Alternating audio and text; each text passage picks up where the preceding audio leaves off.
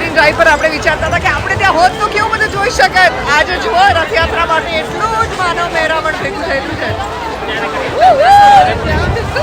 અને આજે અમે અહીંયા એક સ્ટોલ કરેલો છે ફોર્ચ્યુન તરફથી ખાસ સરસ કપાસિયા તેલની અંદર અને ફોર્ચ્યુનના બેસનમાં તળેલા ગાંઠિયા આજે પ્રસાદમાં આપવાના છે અને આપવા માટે હું અને રેડ એફએમની આખી ટીમ જઈ રહ્યા છીએ.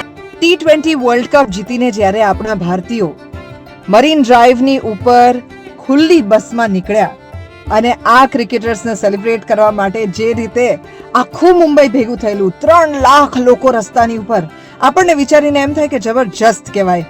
એવું કંઈ હોય કે જેના માટે આટલા બધા ભારતીયો એક સાથે ભેગા થાય? ન કોઈ ફિલ્મ સ્ટાર, ન કોઈ પોલિટિશિયન, ન કોઈ ફિલ્મનું સક્સેસ, ના કોઈ પાર્ટીની ઇલેક્શનની જીત. તમને એમ થાય કે ઈશ્વર જ્યારે રસ્તા ઉપર તમને દર્શન આપવા માટે નીકળે ત્યારે બરાબર એવી જ ભીડ થાય ને લોકોને એવી જ ચાનક ચડે કે જે તમે અત્યારે જોઈ રહ્યા છો 147મી જગન્નાથ યાત્રાની અંદર.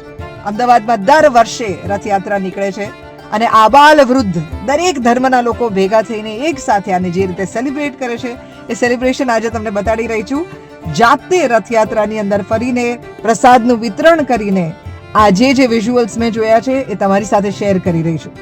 આ છે પ્રસાદ ફોર્ચ્યુનના તેલમાં તળેલા અને એના બેસનમાંથી બનાવેલા ગાંઠિયા કે જે આજે આ રથયાત્રામાં જ્યારે ભજન મંડળીઓ પસાર થઈ રહી છે, જ્યારે રથ પસાર થઈ રહ્યા છે, જ્યારે હાથી અને અખાડાઓ પસાર થઈ રહ્યા છે, ત્યારે અમે જાતે આ સ્ટોલ આખો બાંધી અને રેડ એફએમ અને ફોર્ચ્યુન તરફથી આ પ્રસાદનું વિતરણ કર્યું. આરજે ધ્રુમિલ, આરજે હર્ષ, હું પોતે, અમે બધાએ ભેગા થઈને એટલા બધા આજે પ્રસાદના આ બોક્સીસ જે છે એ આપ્યા છે લોકોને, લોકો સાથે ફોટોઝ પડાવ્યા છે અને લોકોની સાથે, લોકોની વચ્ચે રહી અને જગન્નાથજીનું સેલિબ્રેશન કર્યું છે.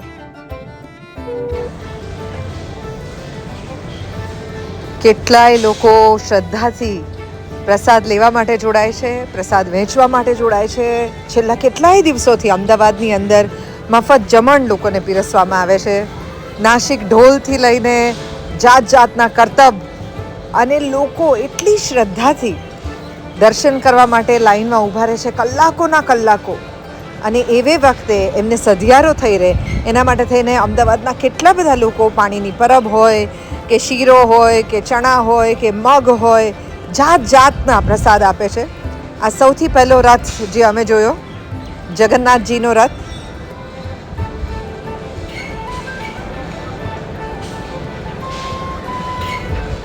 We were so delighted and thrilled કે અમે ત્યાં હાજર હતા જ્યારે રથ પસાર થઈ રહ્યા હતા. આ બીજો સુભદ્રાજીનો રથ. લોકો આનંદથી નાચી રહ્યા છે.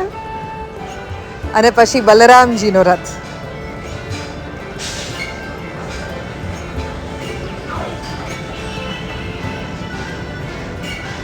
તમારા દર્શન માટે ખૂબ નજીકથી આ શોર્ટ્સ તમને બતાવી રહી છું હું. આ માનવ મહેરામણ જે તમને અમદાવાદમાં જોવા મળે, એક અમદાવાદી તરીકે જો તમે હજી સુધી ક્યારેય આને લાઈવ ના જોયું હોય તો શું જોયું અમદાવાદમાં રહીને અમદાવાદને. આખી રથયાત્રા જોઈ, રથના દર્શન કર્યા અને સરસ મજાના સ્ટોલ પરથી હજારો લોકોને આજે પ્રસાદ આપ્યો છે ફોર્ચ્યુનના કપાસિયા તેલમાં તળેલા અને ફોર્ચ્યુન બેસનમાંથી બનાવેલા ગાંઠિયાનો. માખણનો ચોર છે, રાજા રણ ચોર છે. માખણનો ચોર છે, રાજા રણ ચોર છે.